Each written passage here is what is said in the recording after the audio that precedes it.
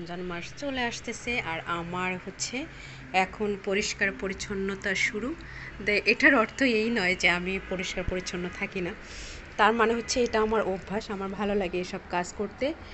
আর হচ্ছে আর এই রমজানকে উপলক্ষ করেই একে টার্গেট করে আমি একদম ঘরের কর্নারে কর্নারে সব জায়গায় একদম রুটিন মাফিক মানে ডিপ ক্লিন করব, যেটা পুরো মাসটা আমি আর একটু রিল্যাক্স থাকবো, মানে এগুলো কাজে আর হাত দিব না। আজকে আমি আমার এই শখের বারান্দাটা একদম ডিপ ক্লিন করব।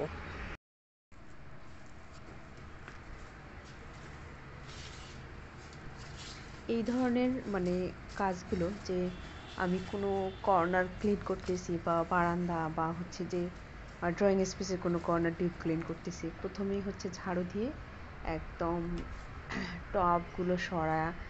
কারণ আমি যখন রেগুলার ক্লিন করি তখন কিন্তু প্রতিদিন টবগুলো আমি সরাই না, জাস্ট যতটুকু বাইরে জায়গা দেখা যায় ততটুকু করি। ঝাড়ু দিয়ে টবগুলো সবগুলো সরায় ঝাড়ু দিয়ে ময়লা আগে ফেলে দিতে হয়, তারপর হচ্ছে দুইবার এটা ক্লিন করতে হয়। কারণ আমি যখন একটা ন্যাকড়া দিয়ে টবের নিচটা পরিষ্কার করি, আমার বারান্দাটা তো ছোটো, আর হচ্ছে উপরেও গাছ আছে একটা বড় র্যাকের মধ্যে, আর গাছের পরিমাণ একটু বেশির জন্য নিচে আর সাইডে রাখার আর জায়গা নাই, এই জন্য নিচে 2-3টা টব আছে, এই জন্য নিচে জায়গাগুলো বেশি ময়লা হয়।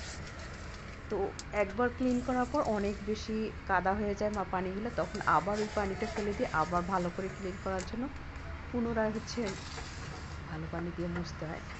আমি এমনভাবে বর্ণনা করতেছি, হয়তো বা আপনারা বিরক্ত হচ্ছেন যে এটা আবার এত ব্যাখ্যা করার কোনো কী আছে। কিছুই না, ক্লিনিং একটা মোটিভেশন। আমি এই কাজটা প্রত্যেক মানে আমার করতে খুবই ভালো লাগে, আমার এটা মেন্টাল মানে একদম রিল্যাক্স লাগে।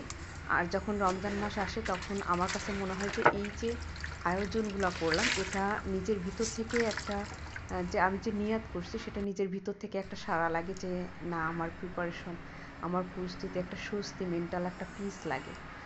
তো জাস্ট এই জন্য আসলে এই কাজগুলো করা।